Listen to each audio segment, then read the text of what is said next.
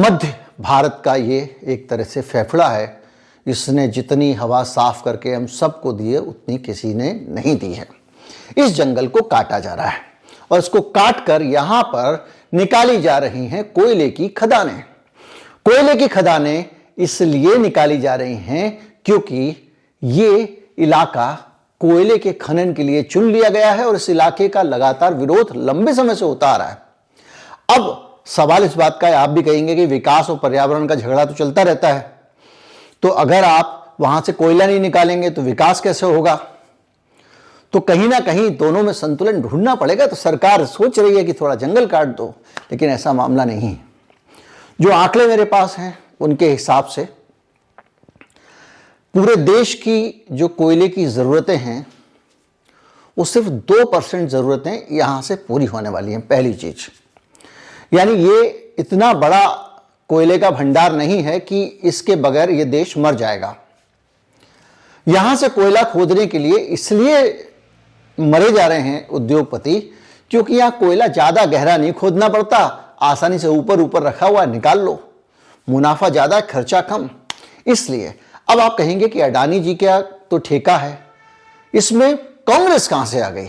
कांग्रेस ऐसे आ गई कि ये ठेका किसी प्राइवेट कंपनी को नहीं दिया गया था, ये राजस्थान की सरकार को दिया गया था। राजस्थान की सरकार को वहां बिजली बनाने के लिए यहां से कोयला लेना था, यानी एक कोल ब्लॉक दिया गया जिससे राजस्थान सरकार कोयला निकालकर अपने लिए बिजली बनाती।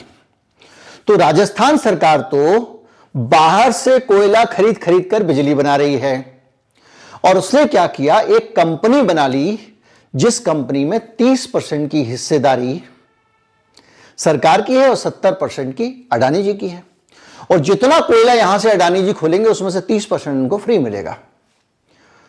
तो अब क्या हुआ कि उस कंपनी के जब मालिक अडानी जी हैं तो सारा काम अडानी जी कर रहे हैं और वो वहां से लगातार खनन कर रहे हैं। जो काम कोयला निकालने का सरकार को करना था वो काम सरकार ने, जो सरकार को अधिकार मिले थे पिछले कोयला घोटाले के बाद में, ये स्वीकार किया गया कि भैया कॉरपोरेट्स को थोड़ा दूर रखा जाए, तो सरकार को दे दो।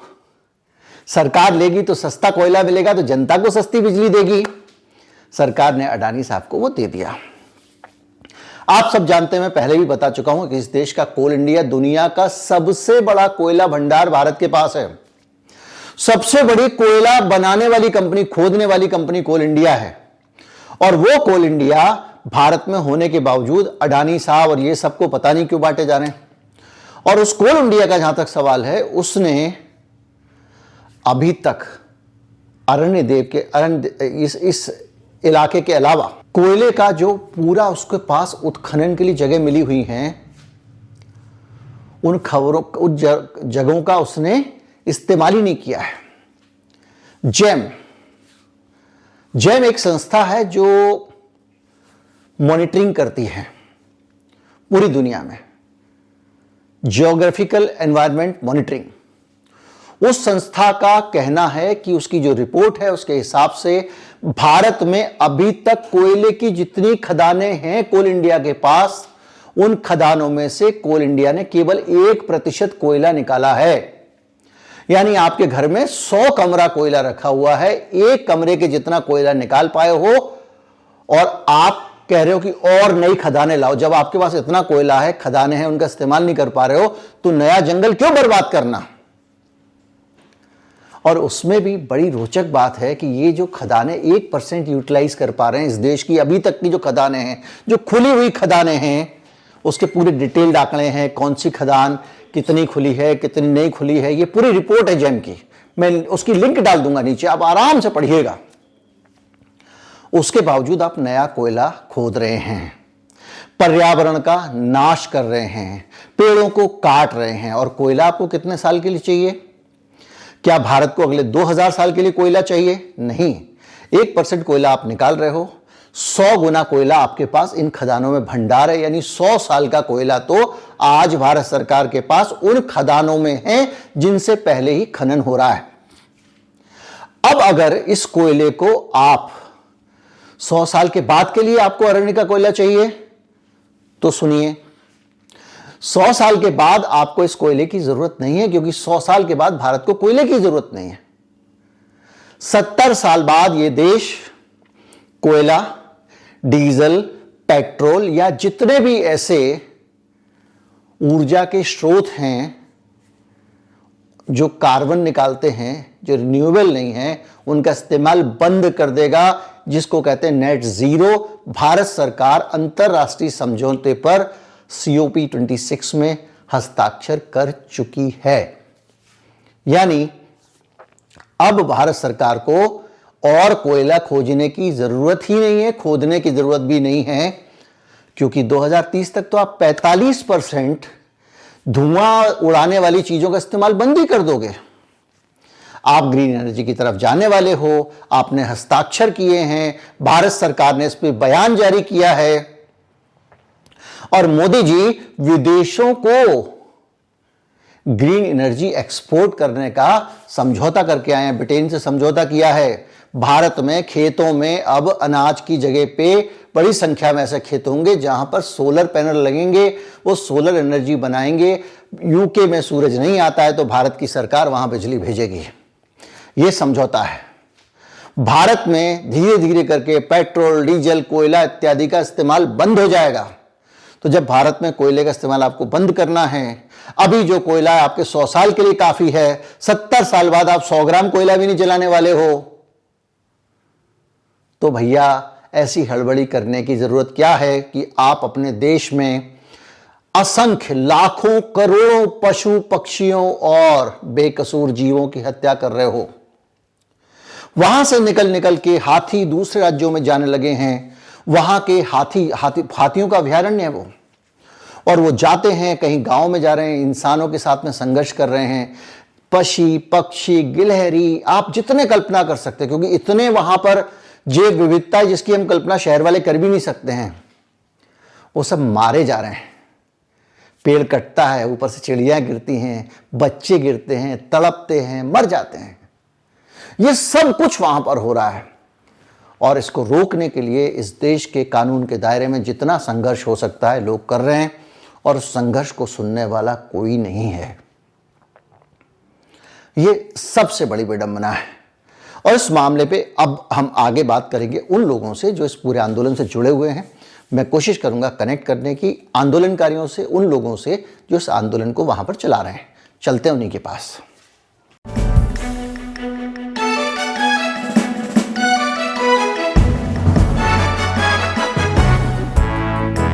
तो जिसका कोई नहीं होता ना, उसके होते हैं वो लोग जो आंदोलन करते हैं, जो आंदोलनकारी हैं, जिनके निहित स्वार्थ नहीं हैं, जो लड़ रहे हैं सिर्फ इसलिए लड़ रहे हैं कि मानवता की भलाई के लिए, भविष्य के लिए, इस धरती के भविष्य के लिए।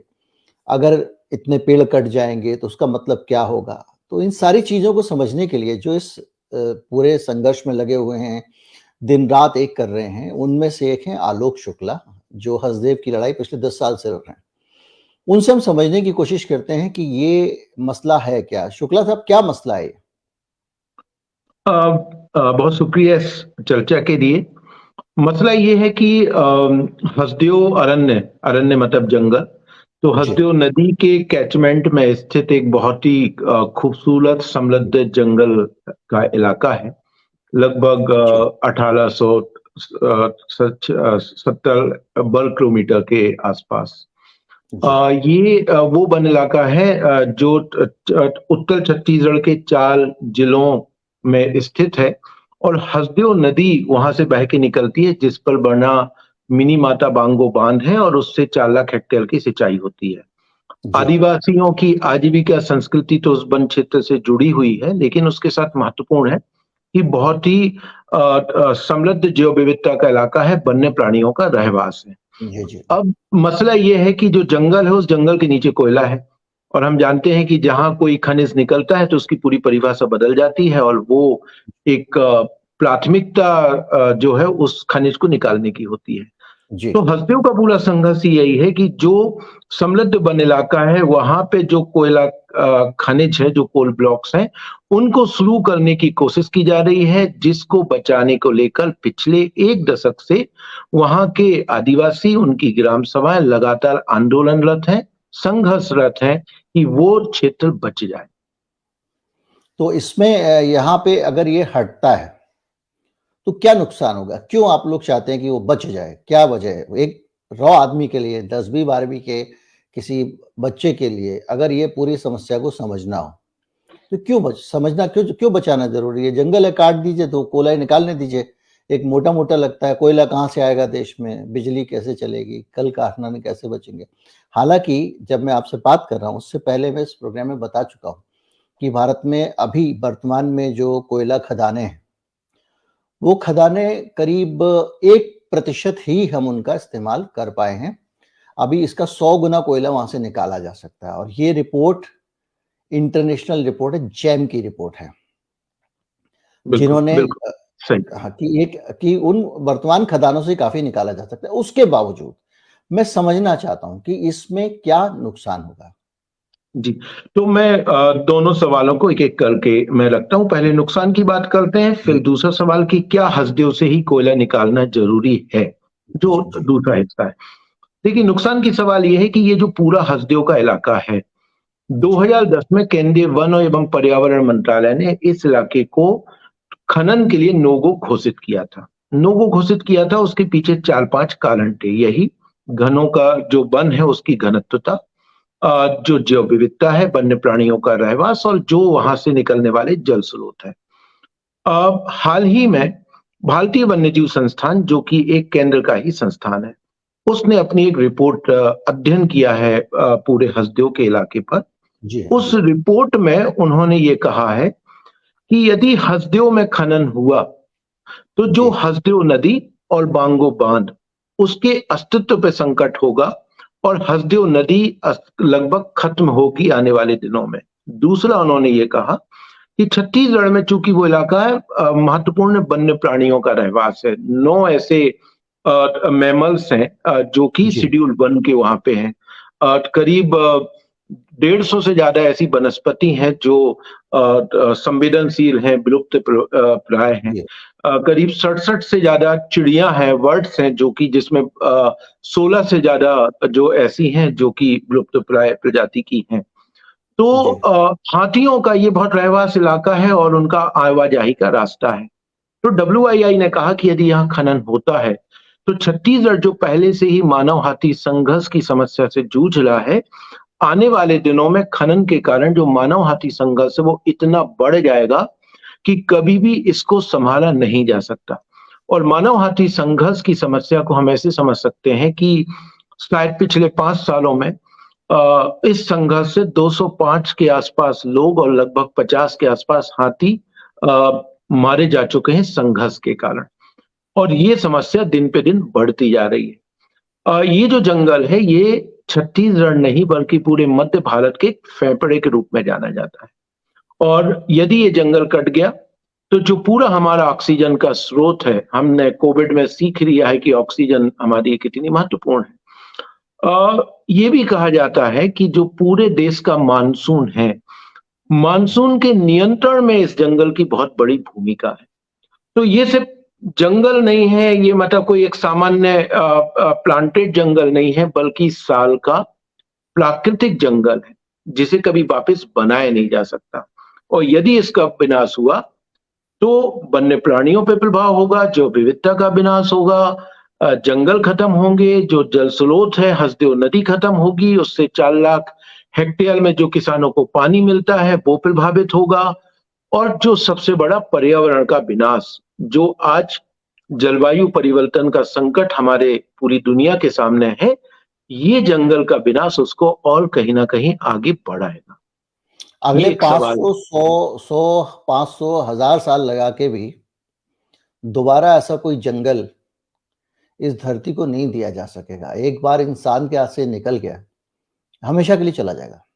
बिल्कुल। एक चीज़ और और भी है जो इसमें, जी, एक चीज़ और भी है कि ये जो जंगल है, इस जंगल का जो नुकसान हो रहा है, उसके साथ-साथ एक चीज़ और भी है कि एक पेड़ अपने जीवन में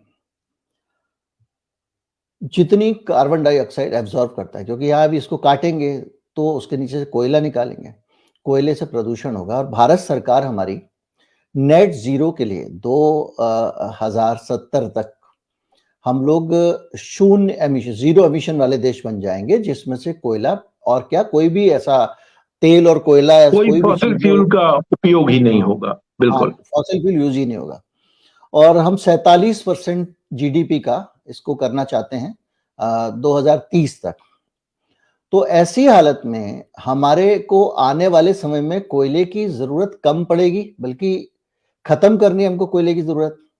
तो हमारे पास जो पहले से कोयला पड़ा हुआ है, और जो उनको भी हम 1% उसका इस्तेमाल कर पाए, तो इतनी जल्दी क्या इसको खोदने की? क्या कोल इंडिया की इनएफिशिएंसी जो है कोयला निकालने की वो कारण है, या कॉरपोरेट को मुनाफा देना वो कारण है? क्योंकि इससे पहले भी ये चीजें आती नहीं है कि हिंदुस्तान में जो बिजली घर हैं उनके लिए 10% कोयला खरीदना अनिवार्य किया गया, विदेशी कोयला, और उस कोयले को आयात करने का लाइसेंस अडानी साहब को ही मिला। तो वो बाहर से उसके बाद में एक रिपोर्ट आई कि उस कोयले का दाम बढ़ा चढ़ाकर अडानी साहब बताते थे, और वो कई तरह से घुमा के कोयला आता था ताकि उसको ज्यादा मुनाफा कमाया जा सके। इस मामले में आपको क्या लगता है कि इसके पीछे किस तरह का एक पॉलिटिकल प्रपंच है, कॉरपोरेट पॉलिटिक्स नेक्सस है, कौन कौन सी पार्टियां इसमें शामिल हैं? देखिए, आपने जो कहा वो बहुत महत्वपूर्ण है, और हम बार बार इस बात को कह रहे हैं कि जो हसदेव के जंगल का विनाश देश की कोयला जरूरतों के लिए नहीं, बल्कि एक कॉरपोरेट अडानी के मुनाफे, उसके लूट के लिए है। अ, सवाल जो आपने सही कहा कि 1% कोयला निकला है, लगभग जो देश में 3.5 लाख मिलियन टन कोयला है, 900 कोल ब्लॉक हैं। 900 कोल ब्लॉक में से सिर्फ 153 कोल ब्लॉक ऐसे हैं, मतलब कुल कोयले का सिर्फ 15% जो हसदेव जैसे सघन और समृद्ध वन इलाकों में है। बाकी कोयला ऐसी जगह है जहां पे ऐसे पर्यावरणीय संवेदनशील इलाके नहीं है। हसदेव जी के अंदर जो कोयला है वो छत्तीसगढ़ का मात्र 8%, और पूरे देश का यदि कहेंगे तो सिर्फ 2% कोयला है। तो हसदेव का कोयला निकलने से ही देश का कोयला संकट खत्म होगा, ऐसा नहीं है। और ये हम नहीं कह रहे, ये तमाम दस्तावेज स्वयं पर्यावरण मंत्रालय के कह चुके हैं। इसीलिए इस पूरे इलाके को 2010 में नोगो इलाका घोषित किया गया था, और उसके जी बाद जब वायलेट इन वायलेट आए तो अभी भी स्थिति वही है। अब सवाल कि फिर हसदेव में ही खनन क्यों? इसके पीछे कारण यह है कि राज्य सरकार को हसदेव में कोल ब्लॉक आवंटित किए गए। मुखौटा राज्य सरकार का है। राज्य सरकार ने पिछले दरवाजे से अडानी समूह के साथ एमडीओ अनुबंध किया, और उस एमडीओ अनुबंध के तहत राज्य सरकार कोयला ले रही। और एमडीओ अनुबंध ये है, आप इसको ऐसे समझें कि पिछले दरवाजे से एक तरीके से उस कंपनी को मालिक बना दिया। कहां कोल ब्लॉक लेना है, उस कोल ब्लॉक की पहचान, उसका आवंटन, उसकी स्वीकृति प्रक्रियाएं, उसमें खनन, उसके सारे कार्य जो है वो एमडीओ कंपनी को करना है। और जी ये एमडीओ अपने आप में बार बार ये कहा जाता है, 2008-18 में एक रिपोर्ट आई थी कोलगेट 2.0, कारवा ने जी उस रिपोर्ट को छापा था। जी उस रिपोर्ट का बेस ही परसई स्टिक केतेवासन खदान थी जो अडानी के द्वारा संचालित है। अ, जी उस रिपोर्ट में बहुत साफ तौर पे ये बताया गया, उस दरमियान जो अभी वो बढ़ गया है, कि जी राजस्थान को इसीलिए खदान दी गई थी ताकि सस्ते दर पे कोयला राजस्थान को मिले। लेकिन जी राजस्थान अपनी ही खदान से जो कोयला ले रहा है वो कोल इंडिया के द्वारा जो कोयला आपूर्ति हो रही है उसी पावर प्लांट के लिए, उससे 276 रुपए, और अभी बढ़ के तो वो 400 रुपए करीब हो गया, प्रति टन अतिरिक्त भुगतान किया जा रहा है। दूसरा, जी राजस्थान सरकार और एमडीओ कंपनी के बीच में जो अनुबंध है, उस अनुबंध में ये शर्त है कि जो टोटल कोयले का प्रोडक्शन है उसका 30% कोयला एमडीओ कंपनी अपने पास रखेगी लिजेट के नाम पे। वो पूरा का पूरा कोयला जो है वो अडानी समूह के पास है। तो जिस लिजेट कोयले से राजस्थान के पावर प्लांट नहीं चलते हैं, उस कोयले से निजी कंपनी के अपने पावर प्लांट चलते हैं। तो एक और तीसरा बड़ा कारण ये है कि ये हसदेव से कोयला इसीलिए चाहिए क्योंकि हसदेव का कोयला थोड़ा ऊपर है, तो निकालने की लागत कम है, और कोल इंडिया से भी महंगे दर पे आप सप्लाई कर रहे हैं। तो जो मुनाफा है हसदेव में खनन का, वो एक बड़ा कारण है कि हसदेव से ही कोयला निकालना है। जी तो अब जो आने वाले समय में आपने इसमें क्या सुप्रीम कोर्ट वगैरह का कहीं कोई दरवाजा खटखटाया है इसको रोकने के लिए, कोई कोशिश की है? और मैं इसमें एक चीज़ और समझना चाहूँगा कि आपने जैसे ज़िक्र किया कि जंगल पे असर पड़ रहा है। जंगल का मतलब पेड़-पौधे, वनस्पति नहीं होते, क्योंकि हमारे भारत जैसे देश में हम लोग पेड़-पौधों को तो ऐसे समझते हैं कि ये तो है, बने ही नष्ट होने के लिए हैं, किसको परवाह है, काट दो। जिसको मकान बनाना होता है वो तुरंत, मतलब बहुत सेंसिटिविटी नहीं है उसको लेकर। लेकिन जो वन्य प्राणी है, पिछले दिन एक तस्वीर आई थी 2 भालू के बच्चों की। कितने बिल्कुल। प्राणी इसमें मर जाएँगे, कितनी चिड़ियाएँ मर जाएँगी। हम लोग, जो लोग कहते हैं कि भई हमारा धर्म जो है वो बड़ा दयालु है। वो कितने जानवर, कितनी चिड़िया, कितना कोई एस्टीमेट है इस तरह का कि किस तरह से कितनी तबाही होगी, कितने जानवर मारे जाएँगे, कितना, जिसको कहिए विप्लव मचेगा? देखिए ये तो उसको संख्या में आप देखेंगे कि प्रजातियों की पूरी WII का ही रिपोर्ट में है कि कितने मैमल्स हैं, कितने तरीके की प्रजाति हैं, कितने तरीके की वनस्पति हैं, और उसकी तो कोई संख्या नहीं है कि जब अभी पेड़ कटाई हुआ 91 हेक्टेयर जंगल का, तो जो पेड़ काट रहे थे तो एक मजदूर का किसी पत्रकार ने पूछा, उनको वीडियो बनाने की मनाही थी। उस मजदूर ने कहा कि जब पेड़ काट रहे थे और चिड़ियों के घोंसले नीचे गिर रहे थे उनके बच्चे, तो उसके भी हाथ कांपने लगे थे पेड़ काटने के। लेकिन उसकी वीडियो बनाने की मनाही थी। तो जो तबाही है जंगल के विनाश की, उसकी तो कल्पना नहीं की जा सकती। और इसके अलावा तबाही ये भी है कि कितने कि बंदर, कितने भालू, कितने गिलहरियाँ, कितने कीट, कितने, मतलब आप जो, और कितनी तरह के ऐसे-ऐसे जो अभी धरती में, भारत में कहीं मिलते ही नहीं हैं। कभी आपको आपको देखने मैं को बताऊं कि मिलेंगे? जिस दिन जंगल की कटाई हो रही थी, तो हसदेव का वो इलाका हाथियों का इलाका है। जी। 11 हाथियों का दल और एक 30 हाथियों का दल लगभग उस जगह पे हसदेव में उसी जंगल के आसपास था। 30 हाथी पिछले कई सालों से उस जंगल में है, जहां पे उनको पानी, उनको खाना, सारी उपलब्धता है उस जंगल के साथ। जिस दिन पेड़ कटाई हुई, 33 हाथियों का जो दल था, लगभग 33 हाथी, वहां से माइग्रेट करके निकले और अगल-बगल के गाँव में, घरों में पहुँचे, क्योंकि अंततः जब हाथी एक संवेदनशील प्राणी है, जब उसके रहवास इलाके को आप नष्ट करेंगे, तो वो कहीं न कहीं दूसरी जगह पहुँचेगा, और वो रहवास इलाकों में पहुँचा और कई ऐसी घटनाएँ हुई जहाँ पे घरों को तोड़ा गया, कई लोगों को कुचला गया।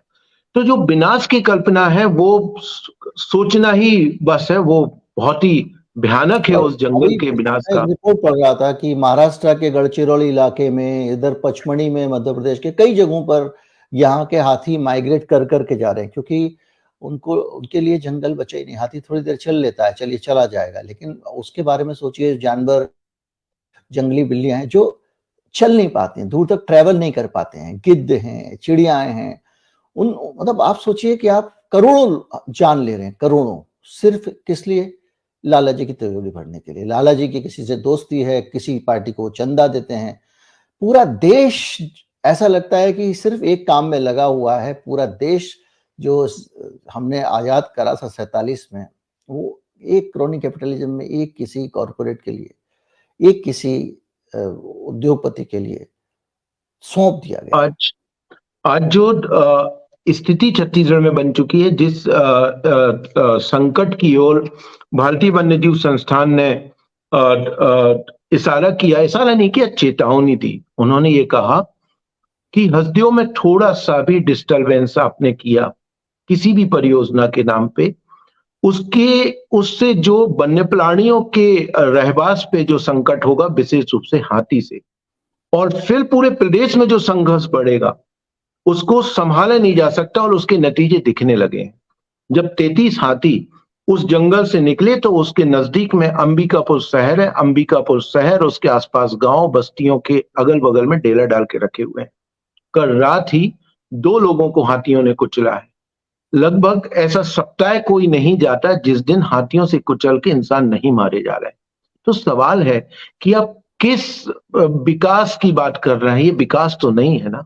आप एक समृद्ध जंगल को उजाड़ के, वन्य प्राणियों को आप वहां से तबाह करके, जो आदिवासी पिछले कई पीढ़ियों से उस जंगल को बचा के रखे हैं, जिनकी आजीविका, जिनकी संस्कृति, जिनके भगवान ही पेड़ हैं, जिनके भगवान ही जल स्रोत हैं। बूढ़ा देव क्या है? आप उन आदिवासियों को वहां से हटा रहे हैं, बेदखल कर रहे हैं, और वो भी उस इलाके को, जो इलाका संविधान की 5वीं अनुसूची का इलाका है, जहां पे ये प्रावधान है कि आदिवासियों के 5वीं अनुसूचित क्षेत्रों में उनकी आजीविका, उनकी संस्कृति, उनकी अस्तित्व की जो है रक्षा करने की दायित्व सरकारों के हैं, जहां पे उनकी ग्राम सभा की सहमति के बिना आप कोई परियोजना नहीं लगा सकते। पिछले 10 सालों से जब 2014 में हसदेव में कोल ब्लॉकों के आवंटन शुरू हुए थे, तो देश में ये पहला उदाहरण था जब हसदेव की 20 ग्राम सभाओं ने प्रस्ताव करके दिल्ली में सौंपे कोयला मंत्रालय को और कहा कि हम अपने जंगल के विनाश की इजाजत नहीं देंगे, आप यहाँ पे कोल ब्लॉक का आवंटन मत करिए।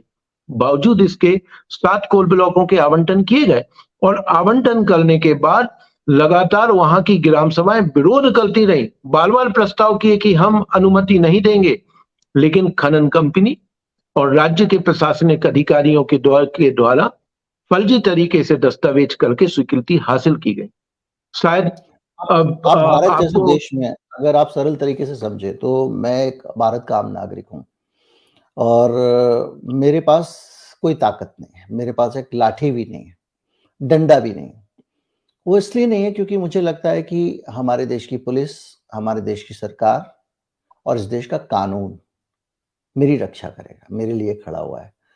ये मेरी जगह आप उस आदिवासी को रख के देख लीजिए, वो ये सोचता है कि इसके साथ अन्याय होगा तो देश की अदालतें हैं, देश की पुलिस है, देश की मिलिट्री है, सब लोग हैं, वो आएंगे और उसकी रक्षा करेंगे क्योंकि ये देश मेरा है, मैं इस देश का नागरिक हूँ।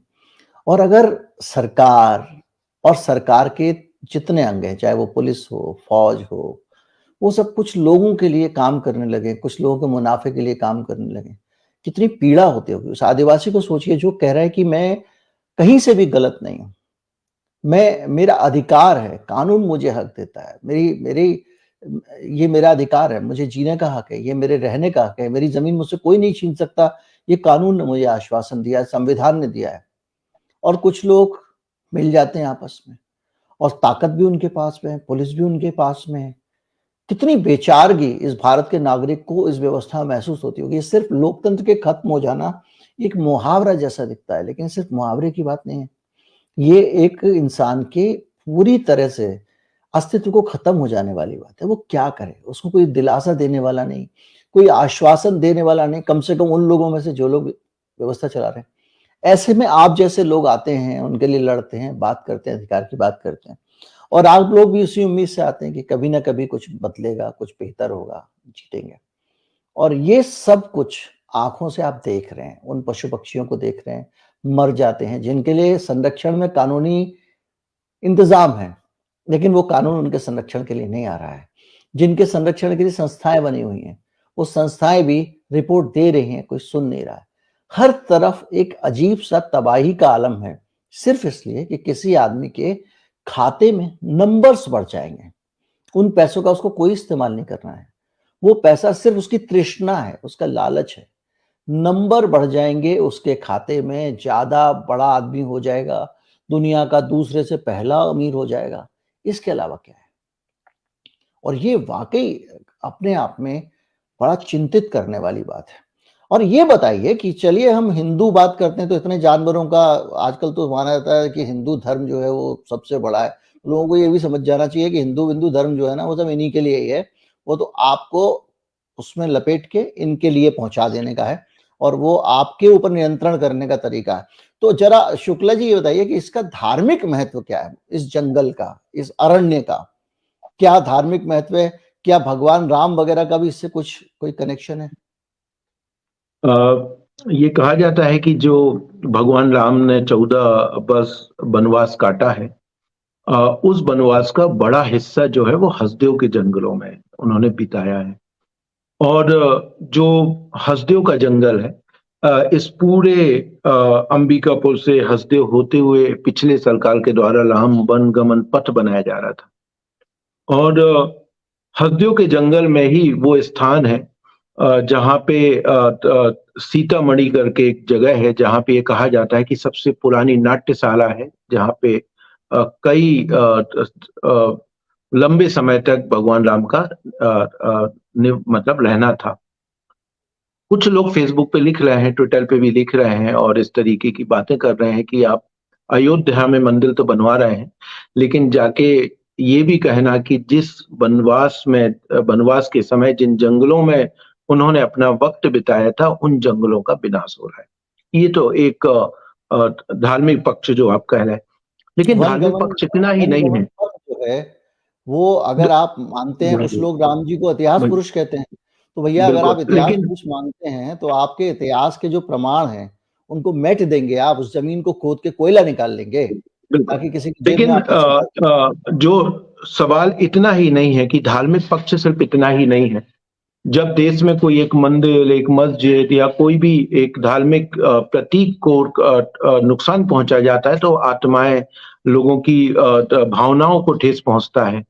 लेकिन जिस जंगल को उजाड़ा जा रहा है, वो आदिवासियों का भी धार्मिक स्थल है, उनकी आस्था का केंद्र है, उनके बूढ़ादेव का स्थान है, जो उनके भी भगवान हैं। कभी इस देश में ये सोचा गया कि जिस जंगल को आप विनाश कर रहे हैं, वहां पे आदिवासियों के आस्था के केंद्र उनके भी बूढ़ादेव का निवास है, जी, जिसको लेके वो मान रहे हैं, पूज रहे हैं। तो जब मंदिर मस्जिद में आस्था आपकी जब चोट पहुंचती है, तो एक आदिवासी के धार्मिक स्थान को, आस्था के केंद्र को जब आप नष्ट करते हैं, तब क्या आदिवासियों की आस्था पे चोट नहीं पहुंचती? हमें याद है बस्तर के अंदर नंदराज पहाड़, जहां ये माना जाता है कि पूरे बस्तर के देवताओं का, आदिवासियों के देवताओं का वास जो है वो नंदराज पहाड़ में है। उसी नंदराज पहाड़ को पिछले 4-5 साल पहले इसी तरीके से काटने की, उजाड़ने की कोशिश हुई, जिसपे एक बड़ा आंदोलन हुआ। तो हमें ये समझना पड़ेगा कि आप सिलेक्टिव नहीं हो सकते। यदि मंदिर उजड़ेगा तो आस्था होगी, लेकिन आदिवासी का बूढ़ा देव उजड़ेगा तो आस्था नहीं होगा। इसीलिए हम कह रहे हैं कि हसदेव के जंगल का विनाश, और हसदेव नहीं, कोई भी जंगल का विनाश आज के समय, और हसदेव जैसे प्राकृतिक जंगल का विनाश, है ना? उसकी किसी भी तरीके से उसको ना जस्टिफाई किया जा सकता, ना भरपाई की जा सकती है।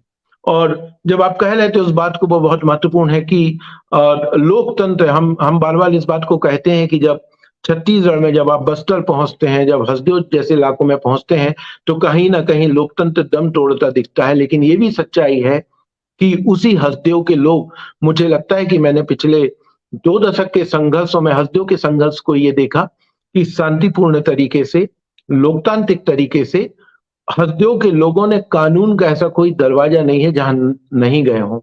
ऐसा कोई विभाग नहीं होगा जिस तक उन्होंने अपने कागज नहीं पहुंचाए हों। चाहे वो पर्यावरणीय स्वीकृति की प्रक्रिया हो, चाहे वो वन स्वीकृति की प्रक्रिया हो, चाहे वो भूमि अधिग्रहण की प्रक्रिया हो।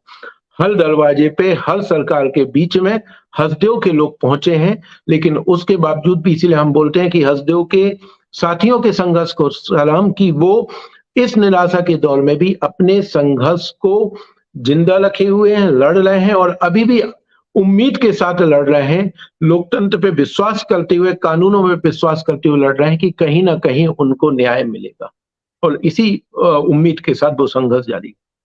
आप एक बार सोचिए, संसद में 2 नौजवान एक कैनिस्टर लेके घुस जाते हैं और उससे धुआँ उड़ाते हैं, तो बड़ा विवाद होता है, उनके ऊपर बहुत सारे मुकदमे हो जाते हैं।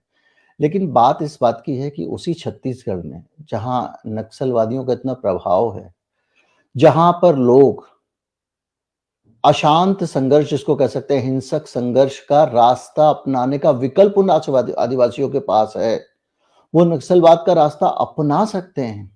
वो इस देश के लोकतंत्र पे, इस देश के कानून पे, इस देश के संविधान पे भरोसा कर रहे हैं। और हमारे देश में अगर कोई न्यायपूर्ण आवाज उठाता है और वो उस कानून के दायरे में विरोध प्रदर्शन करता है या अर्जी लगाता है या लड़ता है कानूनी तरीके से, और उसकी उस लड़ाई को सम्मान नहीं मिलेगा, उसकी सुनवाई नहीं होगी, तो हम एक कैसा देश बना रहे हैं? हम वही देश बना रहे हैं जिसमें बच्चे जो है वो इस तरह से रोजगार के लिए संसद में घुस जाएंगे, ट्रेनें रोकने लगेंगे, पत्थर फेंकने लगेंगे। क्या हम इस देश में एक आदमी के सिर्फ अनशन देने पे, गांधी जी का देश, अनशन करने पे, धरना करने पे सुनवाई नहीं कर सकते? अक्सर हम एक मुहावरा लेते हैं कि भैया विकास और पर्यावरण का युद्ध हमेशा रहता है, लेकिन यहाँ ऐसा तो कुछ नहीं है। यहाँ तो पर्यावरण को भी बचाया जा सकता है और विकास पर उसका कोई बुरा असर नहीं पड़ने वाला, क्योंकि ये कोयला अगर आप नहीं खोदोगे, अगले 1000 साल तक भी नहीं खोदोगे, तब भी बढ़िया से काम चलेगा। ऐसे ही चलेगी सारी बिल्कुल, इंडस्ट्री। बिल्कुल। तो क्यों? यही बाल-बाल सवाल हम उठा रहे हैं कि आज हसदेव यदि अंतिम विकल्प होता कि हाँ, पूरे देश में कोयला नहीं है और हसदेव से ही अब देश की बिजली चलनी है, तो ये स्वीकार हो सकता था कि हाँ, ठीक है, अब तो कोई विकल्प नहीं है। लेकिन हसदेव को छोड़ के यदि आप हमारे एक साथी उन्होंने पिछले दिनों प्रेस कॉन्फ्रेंस में भी ये आंकड़ा रखा कि आज आपकी ज़रूरत 1000 मिलियन टन की है। अगले 2040 तक आप 2000 मिलियन टन से ज़्यादा देश की कोयले की ज़रूरत नहीं होने वाली है। आप 2070 में आपने कह दिया कि हम तो नेट ज़ीरो होने वाले हैं, हमें फॉसिल फ्यूल की ज़रूरत नहीं है। आप कितना कोयला निकालेंगे? 1 लाख मिलियन टन से ज़्यादा कोयला आप खोद नहीं पाएँगे।